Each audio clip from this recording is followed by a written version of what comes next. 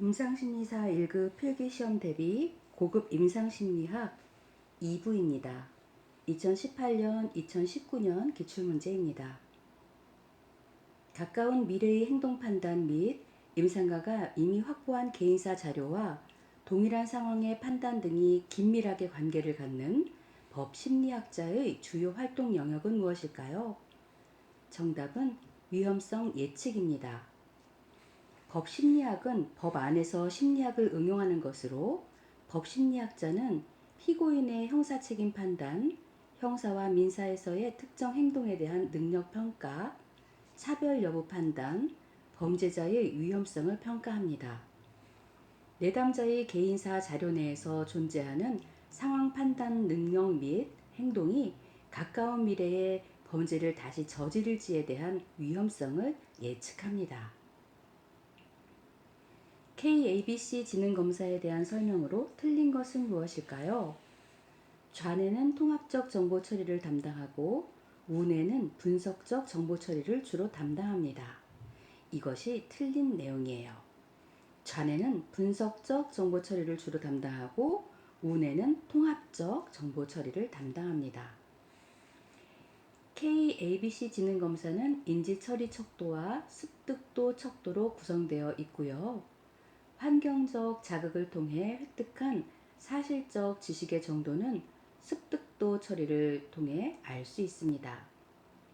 비언어적 체계를 사용할 수 있도록 개발되었기 때문에 구어와 문법에 곤란이 있는 아동과 이계 국어를 사용하는 아동에게도 적용할 수 있습니다. 임상심리학의 훈련 모델에 대한 설명으로 옳지 않은 것은 무엇일까요? 볼더 모델을 과학자 훈련 모델이라고 한다라고 했는데요. 이 부분이 잘못됐습니다.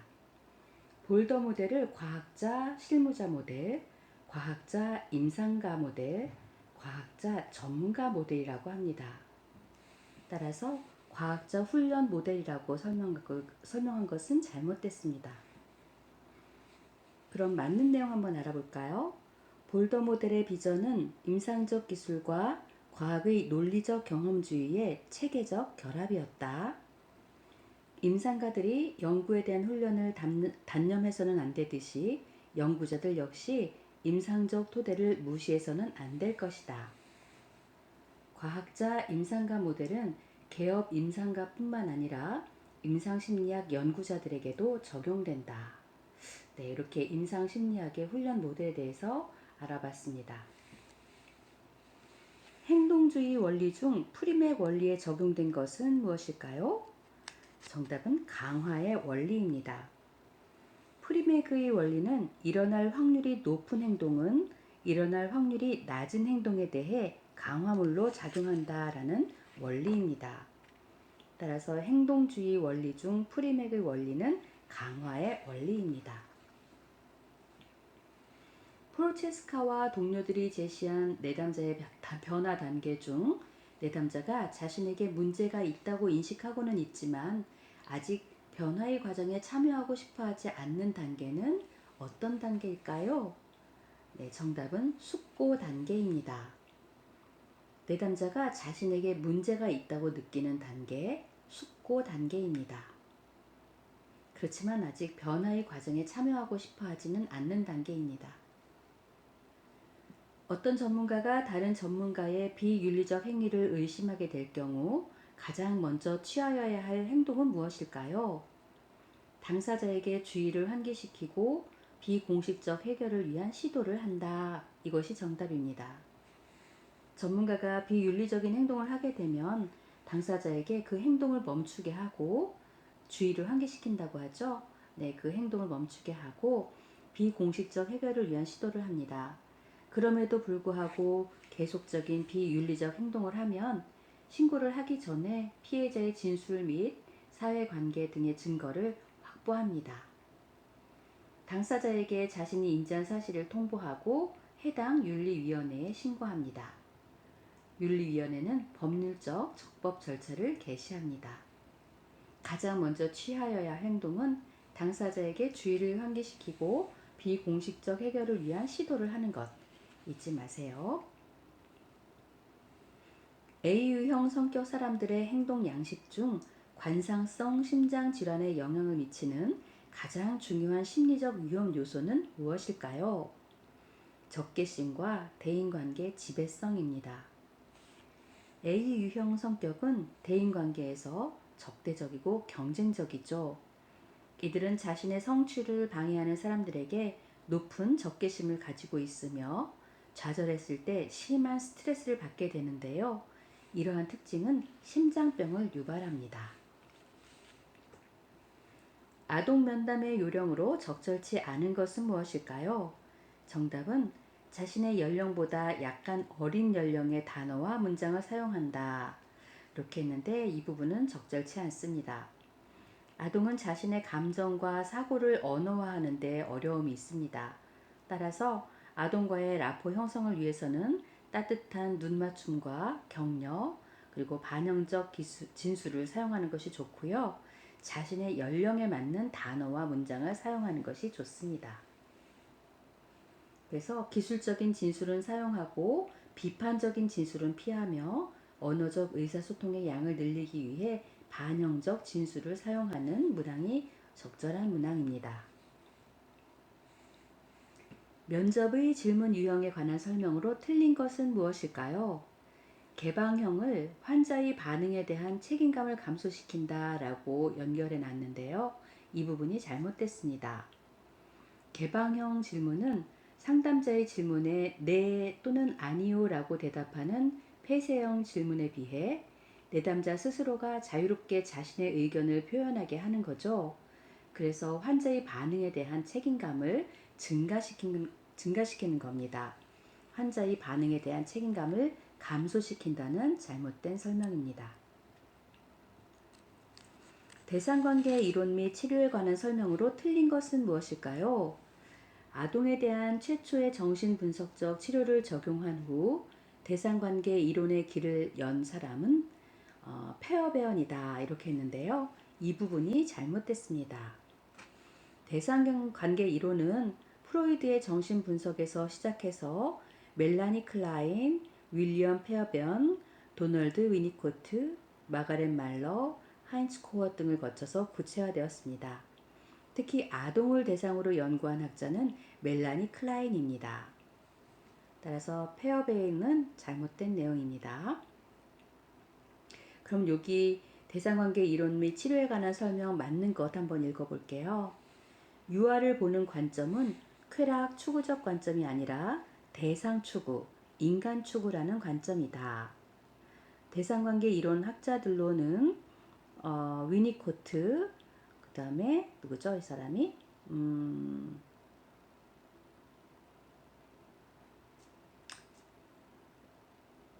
바일렌트?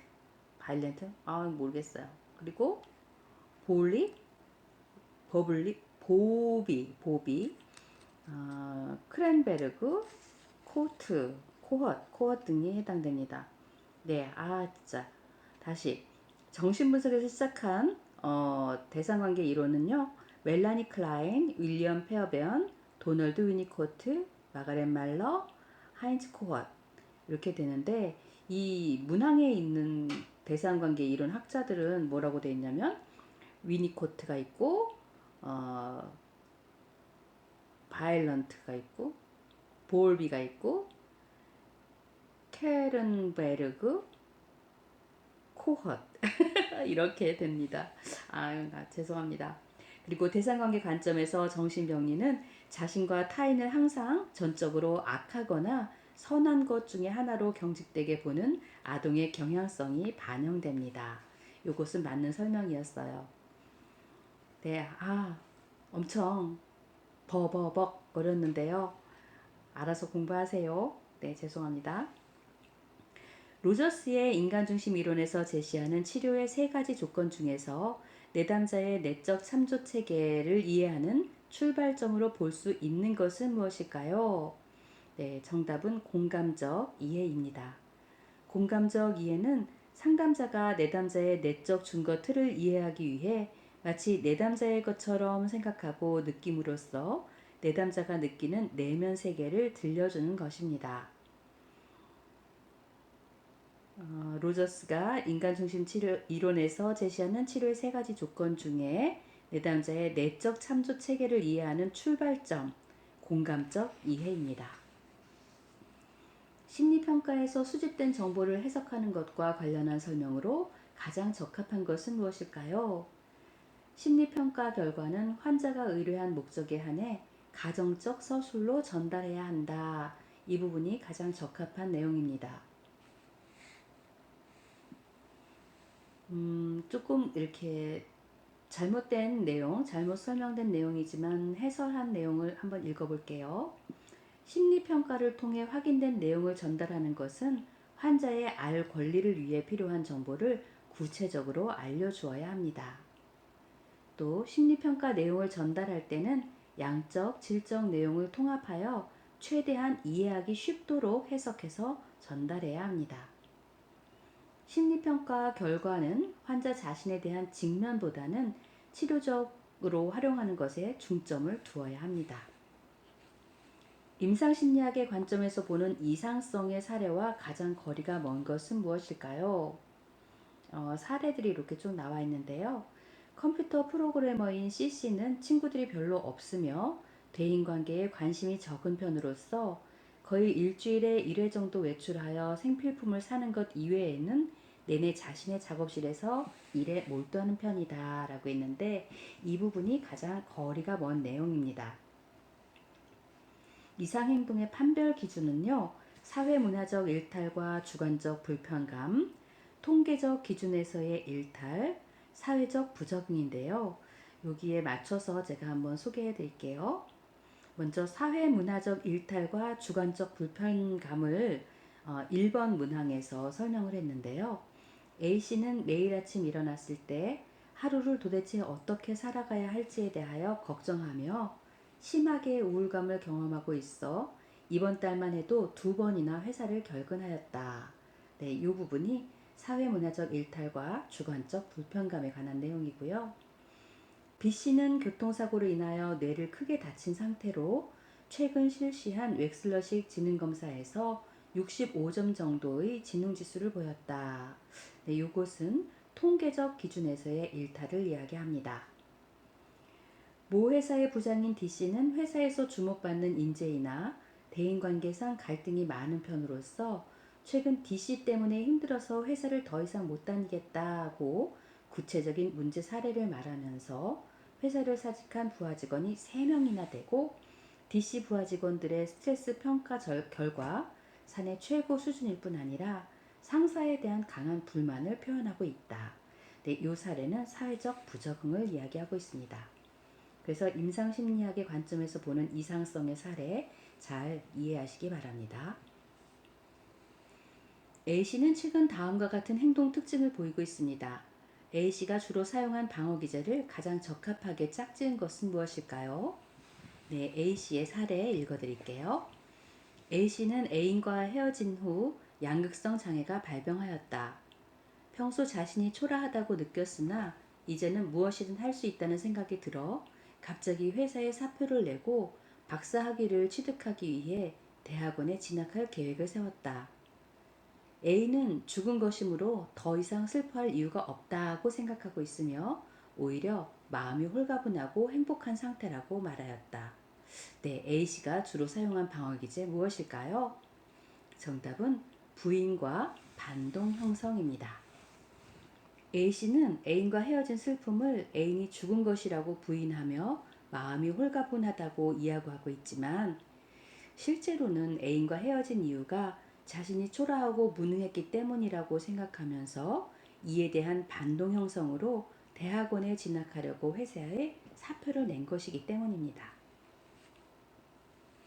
자문가로서의 역할에 해당되지 않는 것은 무엇일까요? 네, 여기 있는 지문 중에 해당하지 않는 것은 경영자입니다. 지문에는요, 협조자, 훈련 및 교육자, 옹호자가 있습니다.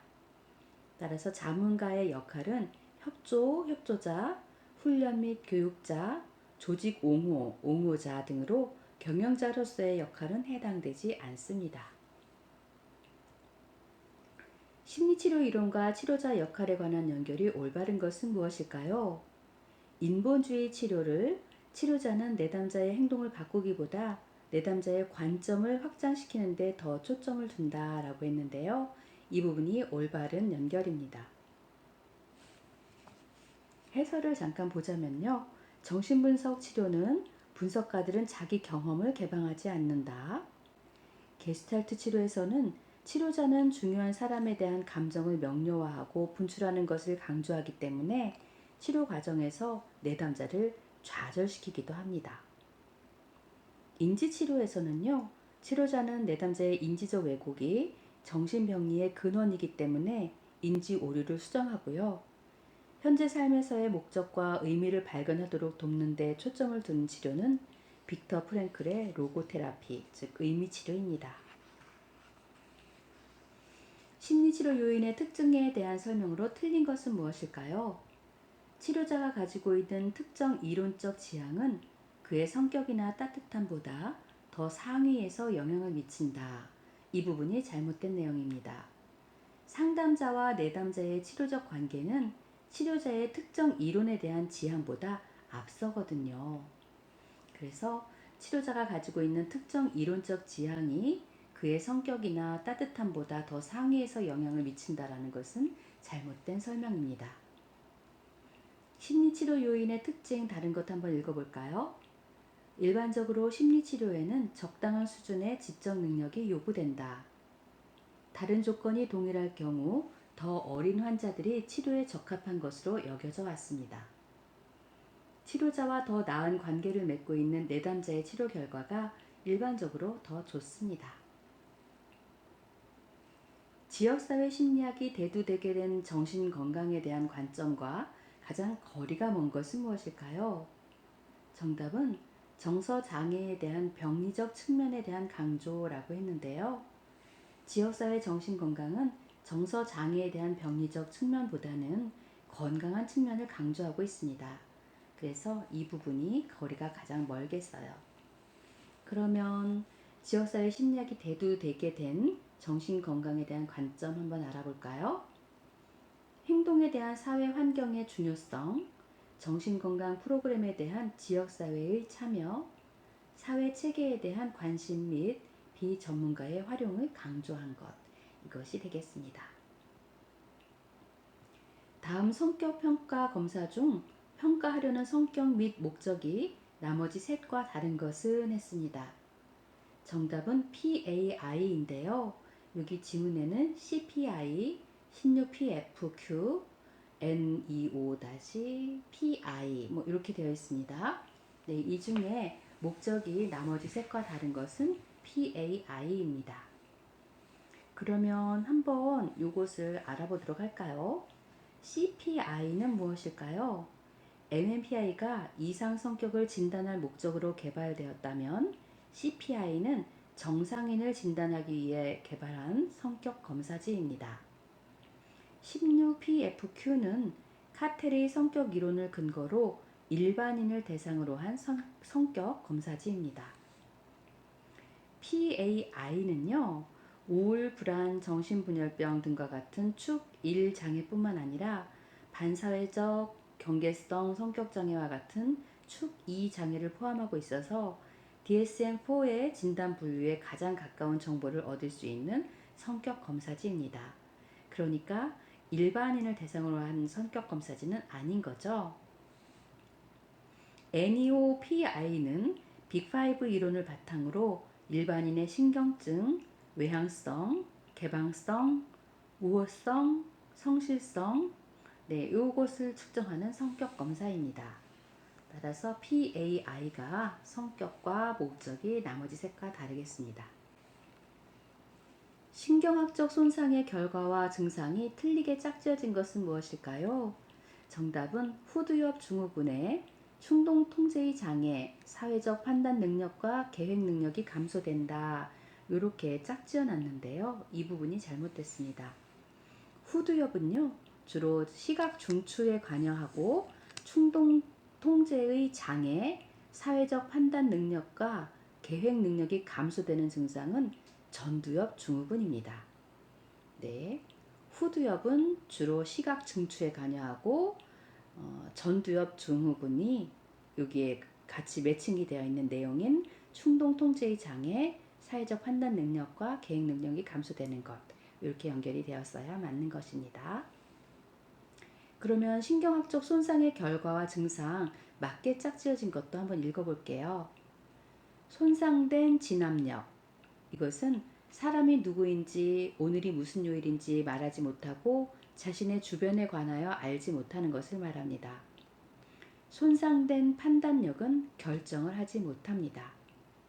얕고 불안정한 정서는 사소한 자극에도 너무 쉽게 웃거나 운다라고 표현합니다.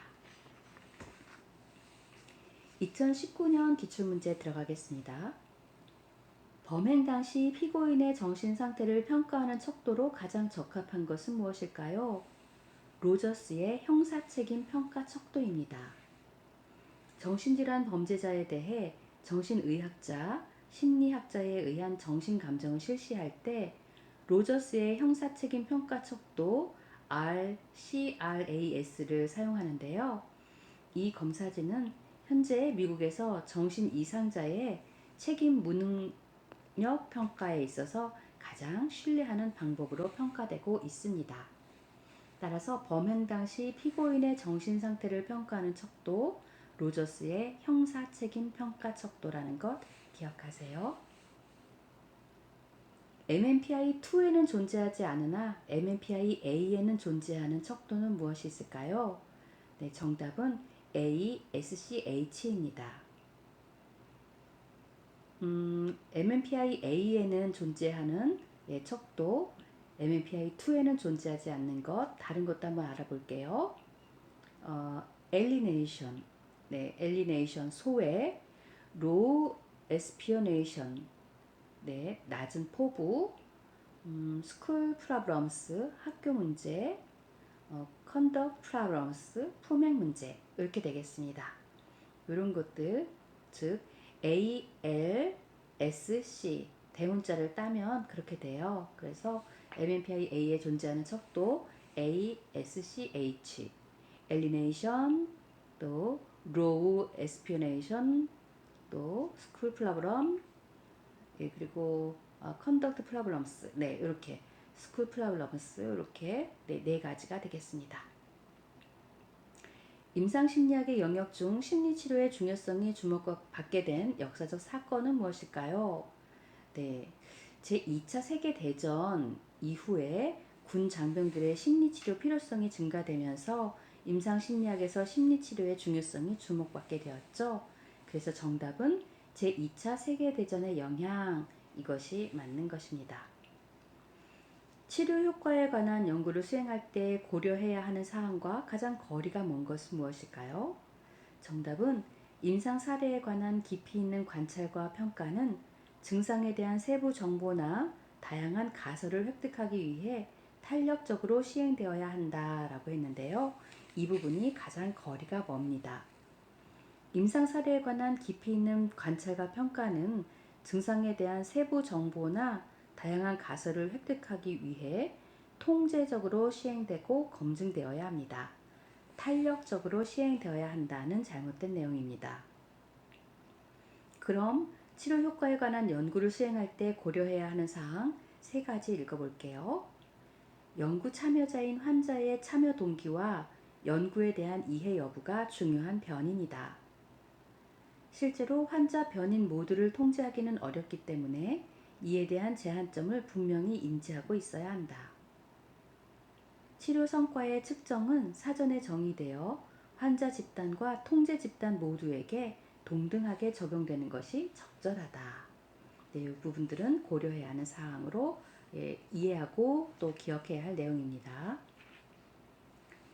심리치료의 단계에 대한 설명이 바르게 짝지어진 것은? 이라는 질문인데요. 기억부터 미음까지 5 항목이 있습니다. 이 중에 바르게 짝지어진 것은 기억, 디귿, 미음인데요. 그 기억, 디귿, 미음 한번 읽어볼게요. 기억, 초기 면접. 받을 수 있는 도움의 종류는 어떤 것이 있는지를 설명한다. 디귿, 치료의 이행. 문제의 적절한 치료법을 시행하는 단계로 내담자에게 치료법에 대해 개관하고 동의를 구하는 것이 중요하다. 미음, 종결. 치료를 통해 향상된 바를 내담자와 평가하며 종결에 대한 내담자의 감정과 태도를 다루는 것이 중요하다. 네, 이렇게 5가지가 있습니다. 순서대로 한번 제대로 제가 수정을 해서 알려드리도록 하겠습니다. 자, 먼저 초기 면접 다시 한번 읽어드릴게요. 초기 면접 받을 수 있는 도움의 종류는 어떤 것이 있는지를 설명한다. 니은 치료 목표 설정. 문제에 대해 내담자와 치료자가 계약을 맺는 단계로 심리치료에 대한 구체적인 목표를 설정한다. 디귿 치료의 이행. 문제에 적절한 치료법을 시행하는 단계로 내담자에게 치료법에 대해 개관하고 동의를 구하는 것이 중요하다. 리을 평가 심리적, 환경적, 의학적 자료를 바탕으로 진단을 내리는 작업으로 여러 번 총체적으로 실시하게 된다. 미움 종결 치료를 통해 향상된 바를 내담자와 평가하며 종결에 대한 내담자의 감정과 태도를 다루는 것이 중요하다. 네, 이렇게 심리치료의 단계 기억해 주세요. 다음 설명에 해당하는 건강심리학의 모델은 무엇일까요? 적대적인 소인과 건강 간의 관계가 스트레스의 생리학적 측면보다 건강 행동의 수행에 의해서 매개된다고 주장하는 이론적 모델이다. 어떤 건강 심리학의 모델일까요? 건강 행동 모델입니다. 건강 행동 모델에서는 흡연이나 과음 등 나쁜 건강 습관을 가진 사람들이 타인에게 적대적이거나 분노를 통제하지 못해 병에 더 걸리기 쉽다고 제안하고 있습니다. 상담자를 소진시키는 원인과 가장 거리가 먼 것은 무엇일까요? 정답은 상담에 대한 전문 지식 부족입니다. 상담자가 심신의 극심한 피로, 정체되어 있다는 느낌, 의욕상실, 무기력 등에 휩싸여서 자신의 능력을 충분히 발휘하지 못하는 상태를 번아웃, 즉 소진이라고 하는데요.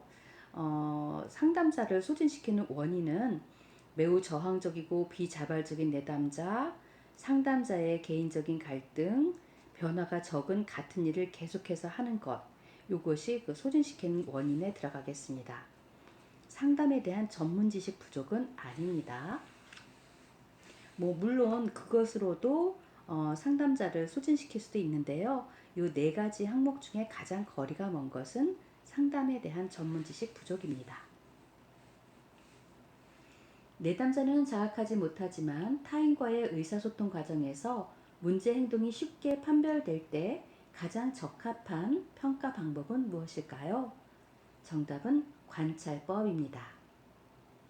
질문지법, 자기감찰법, 과제수행법은 내담자가 직접 수행하는 것이고요. 관찰법은 피험자가 자기 스스로 자료 수집을 위해 활동을 하거나 자기 보고를 할 능력이 부족한 경우에 제3자가 시행하기 때문에 내담자가 자각하지 못한 상태에서 문제 행동을 쉽게 파악할 수 있습니다.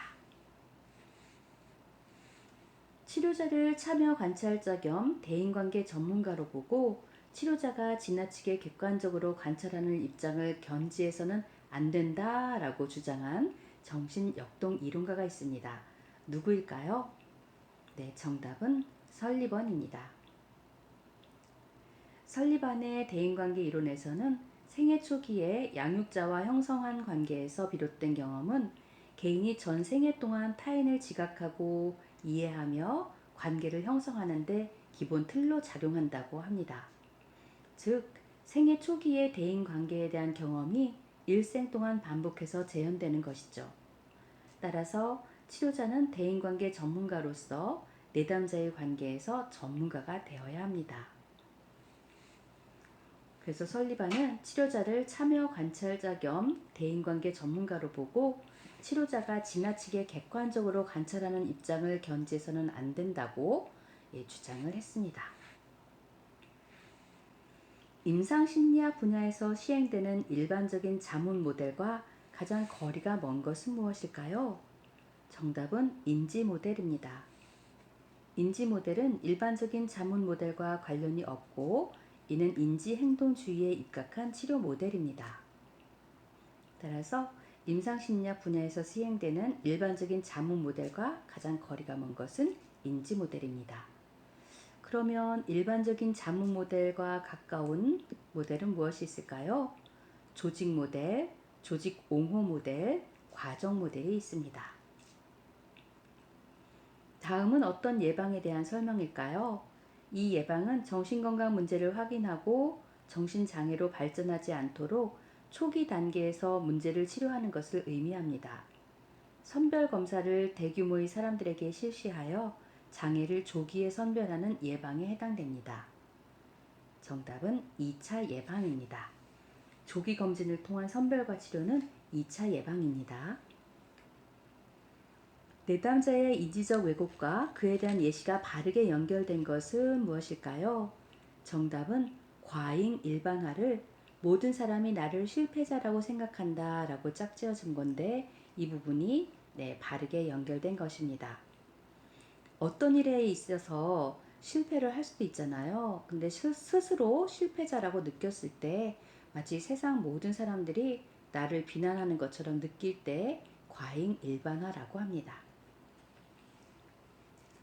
앨리스가 개발한 합리적 정서적 행동 치료를 실시할 때 치료자들이 흔하게 범하는 오류와 가장 거리가 먼 것은 무엇일까요?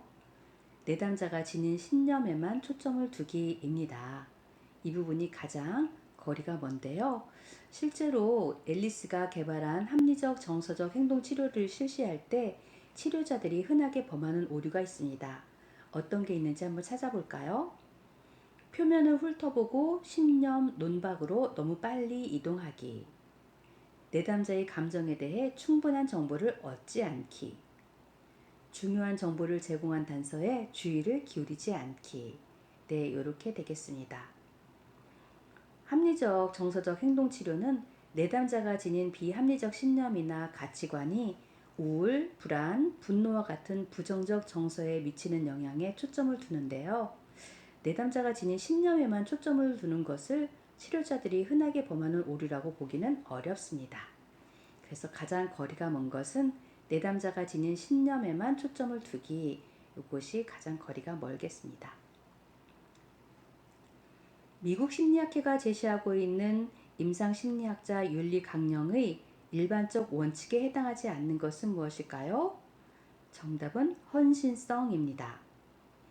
임상심리학자 윤리 강령의 일반적 원칙에 해당하는 내용은 유능성, 성실성, 전문적, 과학적인 책임, 인간의 권리와 존엄에 대한 존중, 타인의 복지에 대한 관심, 사회적 책임이 있습니다. 신경심리검사와 평가 영역이 잘못 짝지어진 것은 무엇일까요? 정답은 위스콘신 카드 솔팅 테스트를 언어적 능력과 짝지어놨는데 이 부분이 잘못되었습니다. 위스콘신 카드 솔팅 테스트는 전두엽 실행 기능 평가입니다. 언어적 능력 아닙니다. 그럼 나머지 신경심리 검사와 평가 영역 한번 읽어볼까요? 네.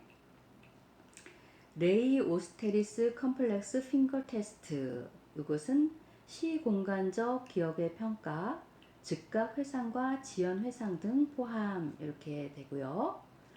퍼듀 패그보드 테스트. 네, 이것은 정교한 시각, 운동 협응 능력입니다. 컨트롤드 오럴 워드 어소시에이션은 단어 유창성을 통한 전두엽 및 축두엽 기능 평가입니다. 다음 중 인지치료의 원리와 가장 거리가 먼 것은 무엇일까요? 과거에는 관심을 두지 않고 현재에만 초점을 둔다. 네, 이 부분이 잘못되었는데요.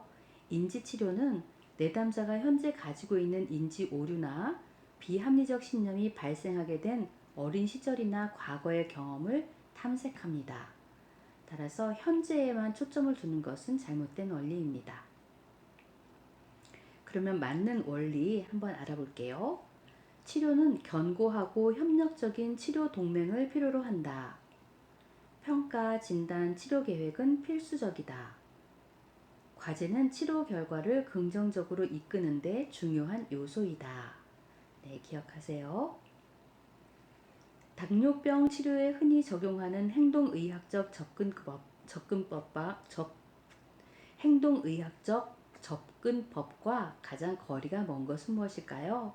정답은 인지적 재구조화입니다. 당뇨병 치료에 흔히 적용하는 행동의학적 접근법과 가장 거리가 먼 것, 인지적 재구조화. 인지적 재구조화는 부적응적 사고를 적응적으로 바꿈으로써 부정적 행동을 수정하는 인지치료적 기법이거든요. 인지치료적 접근법이고요. 그래서 행동의학적 접근법이랑은 관계가 없습니다. 그러면 당뇨병 치료에 흔히 적용하는 이거 발음 되게 어려워요. 행동의학적 접근법은 무엇이 있을까요? 스트레스 관리 훈련, 바이오 피드백과 이완 훈련, 체중 감소를 위한 운동, 이렇게 되겠습니다. 다음 중 MMPI-A를 실시하기에 가장 적합한 수검자는 누구일까요? 위 센터를 방문한 15세 중학생. 네, 가장 적합한 수검자입니다. 13세에서 18세 청소년에게는 MMPI-A를, 19세 이상 성인은 MMPI-2를 진행합니다. 따라서 위센터를 방문한 15세 중학생에게는 MMPI-A를 실시하면 됩니다. 로샤 검사에 대한 수검자의 반응 순서를 바르게 나열한 것은 했습니다. 정답은 있는데요. 제가 순서대로 한번 나열해 보도록 하겠습니다. 엑스너의 로샤 검사의 반응 순서입니다. 수검자의 검사 자극을 입력하고 부호하기, 검사 자극을 전체 혹은 부분으로 분류하기, 경제성의 원칙과 우선순위에 따라 잠재적인 반응을 버리기, 검사의 선입견 등을 검열하는 과정에서 잠재적인 반응을 선택하기, 개인의 특성에 따라 반응 선택하기, 수검자의 심리 상태에 따라 반응 선택하기. 네, 이 순서로 이루어지는데요. 이 순서를 기억하고 문제를 풀어야겠습니다. 마지막 문제입니다. 변증법적 행동치료 DBT에 대한 설명으로 틀린 것은 무엇일까요? 타당한 환경을 경계성 성격장애의 원인으로 간주한다 라고 했는데요. 이 부분이 잘못됐습니다. 그러면 맞는 내용은 무엇이 있는지 볼까요? 마음챙김 기법을 포함한다. 경계성 성격장애의 치료를 위해 개발하였다. 마샤 리네안에 의해 개발되었다. 이렇게 되는데요. 타당한 환경을 경계성 성격장애의 원인으로 간주한다. 이 부분은 틀린 내용입니다. 그러면 해설 내용을 한번 읽어보도록 하겠습니다. 변증법적 행동치료 DBT는 감정 조정 장애 치료를 위해서 리네안이 개발한 치료법으로 경계성 성격 장애의 치료에 효과적입니다. 변증법적 행동치료에서는 경계성 성격 장애 환자들의 1차적인 핵심적인 문제를 강렬한 정서 반응으로 봅니다. 따라서 자신의 느낌을 경험하고 싶어 하지 않는 것에 초점을 두고 치료해 나가는 것이 변증법적 행동치료 DBT의 핵심입니다. 변증법적 행동치료에서는 정서 자체가 경계성 성격 장애에 있어서 정신병리의 1차적 원인이 된다고 가정합니다. 변증법적 행동치료에서 또 하나 경계성 성격 장애의 원인으로 보는 것은 환자를 둘러싼 주변 사람들이 환자에게 보이는 부적절하고 부정적인 반응입니다. 따라서 여기에서 말했던 타당화한 환경을 경계성 성격 장애의 원인으로 본다라는 것은 잘못된 내용입니다. 네, 지금까지 고급 임상심리학 2부 2018년부터 2019년까지 기출문제 낭독이었습니다. 수고하셨습니다.